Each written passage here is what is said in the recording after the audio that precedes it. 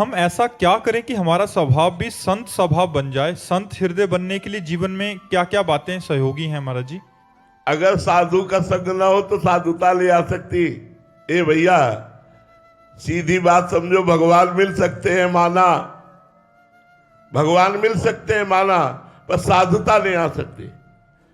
बिना साधु संग के साधुता नहीं आ सकती, भगवान मिल सकते हैं। जैसे चित्रकेतु थोड़ा उपदेश देवर्षि नारद जी और अंगिरा जी के द्वारा मिला तो उसने संकर्षण भगवान की आराधना की और विद्याधर पदवी प्राप्त की। भागवत में कथा है चित्रकेतु की। लेकिन नारद जी और अंगिरा जी के चरणों में बैठकर बराबर सत्संग नहीं किया, मंत्र केवल लिया और साधना की, पदवी प्राप्त की। तो इतनी उद्दंडता,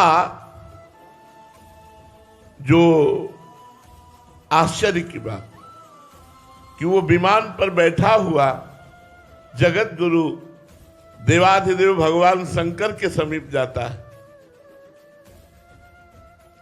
और भगवान शंकर को अपशब्द बोलता है।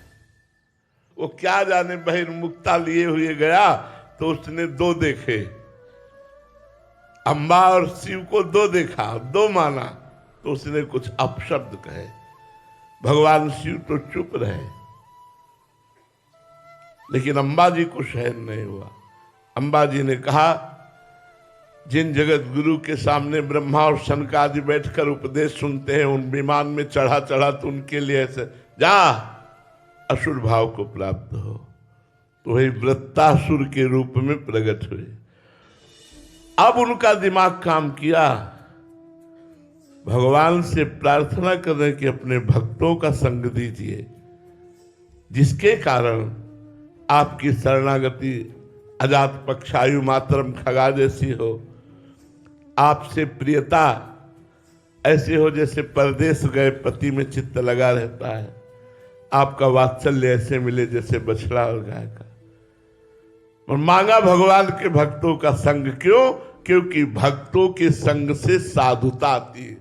माना आप सिद्ध हो सकते हो, आपको भगवान भी मिल सकते हैं, लेकिन साधुता नहीं।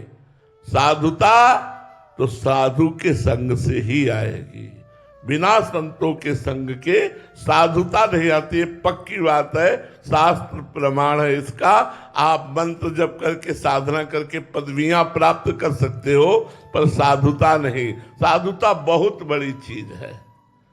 गोस्वामी जी ने भगवान से मांगा है, कबहू कहो यह रहा नहीं रहोंगो, श्री रघुनाथ कृपालु कृपाते साधु स्वभाव कहोंगो,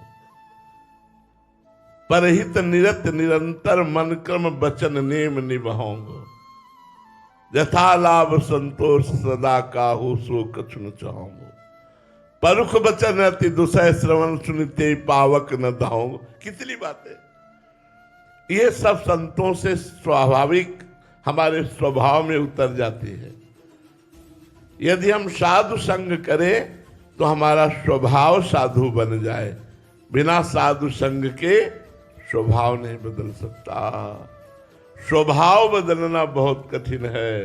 स्वभाव तभी उतरता है जब हम संत महापुरुषों के आश्रित होकर उनकी चरण रज का सेवन करते हुए, उनकी अधीनता स्वीकार करके, उनके वचनों के अनुसार चलते हैं, तो हमारा स्वभाव बदल जाता है।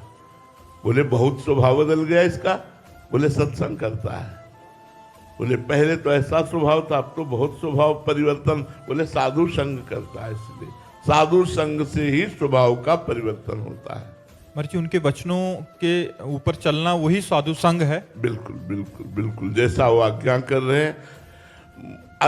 हम ये कहते हैं कोई बिरला ही है जो मन मन की रुचि जानने विधि अनुसार है। किसी संत को अपना मन दे देना बहुत बड़ी बात होती है।